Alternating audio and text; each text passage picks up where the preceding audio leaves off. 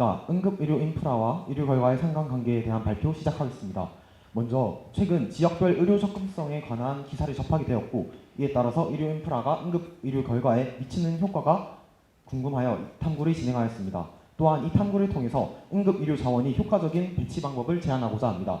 먼저 자료는 KOSIS의 자료를 사용하였고, 엑셀의 코렐 함수를 이용해서 피어슨 상관계수를 사용해서 분석을 진행하였습니다. 먼저 지표 종류 설명 및 예상입니다. 먼저 지표 종류는 크게 의료 인프라와 응급 의료 결과 두 가지로 나눌 수가 있는데, 먼저 의료 인프라와 관련된 지표부터 살펴보면 인구 100명당 응급 의학 전문의 수, 1억 제곱미터당 구급차 수, 인구 100만 명당 응급 의료기관 지수, 응급 의료기관당 응급 의학 전문의 수가 있습니다. 이 지표들은 각각의 지표값이 높을수록 그 지역의 의료 인프라가 좋다는 것을 의미합니다. 다음으로 응급 의료 결과와 관련된 지표입니다. 여기에는 영유아 10만 명당 사망률이 있습니다. 여기서는 위의 지표와 비교를 하였을 때 음의 상관계수가 나올 것으로 예상하였습니다. 다음으로 응급실 제실 시간과 발병 후 응급실 도착 소요 시간은 평균 시간과 어떠한 시간 미만 비율에 대해서 조사를 하였는데, 평균 시간의 경우에는 음의 상관계수, 미만 비율에 대해서는 양의 상관계수가 나타날 것으로 예상하였습니다. 마지막으로 부정적 응급 결과 비율에 대해서는 음의 상관계수가 나타날 것으로 예상하였습니다. 다음으로 탐구 결과 및 분석입니다. 먼저 여기서 빨간색 부분에 해당하는 가설과 다른 요인들에 대해서 분석하겠습니다. 먼저 영유아 사망률이 가설과 일치하지 않는 이유는 각 지역별로 출산율이 매우 다르고 영유아 사망률 자체가 매우 낮습니다. 영아의 사망률 같은 경우에는 0.2%, 유아의 사망률 같은 경우에는 0.01%이기 때문에 위와 같이 가설과 일치하지 않은 것으로 예상하였습니다. 다음으로 응급실 제실 시간이 평균과 2시간 미만 비율이 가설과 일치하지 않는 이유에는 응급실에는 정말 긴급한 환자 외에도 비응급 환자 또한 많이 방문하며 시도별로 주 방문 환자 영역대가 다르기 때문에 주요 방문 원인, 질병, 부상 등의 차이에 있어서 이러한 결과가 나타난 것으로 생각하였습니다. 다음으로 심근경색 환자의 응급실 도착 소요 시간이 가설과 일치하지 않는 경우는 먼저 급성 심근경색과 일반 심근경색을 분리하지 않았고, 구급차가 아닌 차량, 즉 자차나 택시 등을 이용하여서 방문을 하는 경우가 119 구급차를 사용하는 것에 3배에 해당되기 때문에 가설과 일치하지 않는 것으로 생각하였습니다. 다음으로 인구당 의료기관 지수와 부정적 의료 결과가 가설과 일치하지 않는 경우는 시도를 넘어서 다른 행정구역으로의 응급의료기관으로의 이송이 잦기 때문에 위와 같은 결과가 나타나는 것으로 예상됐습니다. 예를 들어서 경기 시흥 부천 지역의 환자가 인천 지역으로 이송되거나 부산 지역의 환자가 경남 양산 지역의 병원으로 이송되는 경우가 있습니다.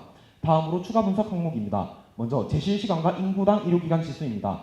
이 경우에는 처음에 분산 그래프를 나타냈을 때 위의 그림과 같은 것을 확인할 수가 있었는데, 가설과 좀 동떨어진 값들, 즉 튀는 값들인 전남, 광주, 강원, 경남 등을 제외했을 때는 기존 상관계수가 0.2에서 0.45로 늘어난 것을 확인할 수가 있었습니다. 다음으로 인구당 의료기관 전체 환자의 응급실 도착 소요 시간과 면적당 구급차 수, 그리고 인구당 의료기관 지수입니다. 이 경우에도 1번과 같이 튀는 값들을 제외해 주었을 때 분산 그래프로 양의 상관관계가 나타나는 것을 확인할 수가 있었고, 특히 밑에 그래프의 경우에는 마이너스 0.08의 값에서 튀는 값들인 전남, 광주, 강원, 경남 등을 제외하였을 때 0.44의 값이 새롭게 나타나는 것을 확인할 수가 있었습니다. 다음으로 전체 환자의 부정적 의료 결과와 인구당 전문의 수, 그리고 의료기관당 전문의 수입니다.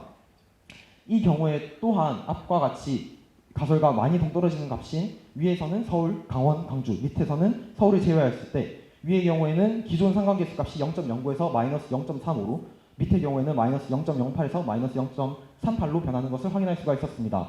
마지막으로 4번은 중증 환자의 부정적 의료 결과와 인구당 전문의 수, 면적당 구급차 수입니다. 이 경우에는 기존에도 높은 상관계수 값을 가지지만 1, 2, 3번과 같이 튀는 값을 제외해 주었을 때 기존보다 0.05, 0.1 더 높은 상관계수를 기록함으로써 매우 뚜렷한 상관관계가 나타나는 것을 확인하였습니다. 마지막으로 결론 및 제언입니다. 먼저 가설과 일치하는 부분을 크게 인구당 의료기관 지수와 도착 소요 시간, 그리고 인구당 의료기관 지수를 제외한 요소와 부정적 결과 총 두 가지로 나눌 수가 있었습니다. 먼저 전자의 경우에는 지수가 높을수록 의료기관이 주변에 많다는 것을 의미하기 때문에 도착 소요 시간이 적게 나타나는 것이 자연스럽게 나타난 것으로 생각하였습니다. 이에 따라서 30분 미만 그리고 2시간 미만 도착 비율이 낮은 강원, 인천, 광주 지역의 비율을 높이기 위해서 이 지역들의 응급의료기관을 골고루 배치하는 것이 필요하다고 생각합니다. 다음으로 후자의 경우에는 특히 심근경색 환자와 중증 외상 환자에 대해서 높은 상관계수값을 기록하였는데 이는 두 질환이 3대 응급질환에 해당되므로 빠른 이송 외에도 응급의료의 질 또한 좋아야 되기 때문에 위와 같은 결과가 나타난 것으로 예상하였습니다. 따라서 중증 외상 환자의 부정적 결과 비율이 높은 전남 그리고 심근경색 환자의 부정적 결과가 높은 충북의 구급차수 및 전문의수를 늘리는 것이 효과적일 것으로 예상됩니다. 또한 탐구를 진행하면서 전남의 응급의료기관 지수가 매우 높은 것을 확인하였지만 상대적으로 다른 지역에 비해서 좋지 않은 응급의료 결과가 나타나는 것을 확인하였습니다. 이에 따라서 전남 지역의 응급의료기관이 정확히 응급의료기관으로서 역할을 하는지 다시 한번 확인해야 할 필요가 있다고 생각합니다.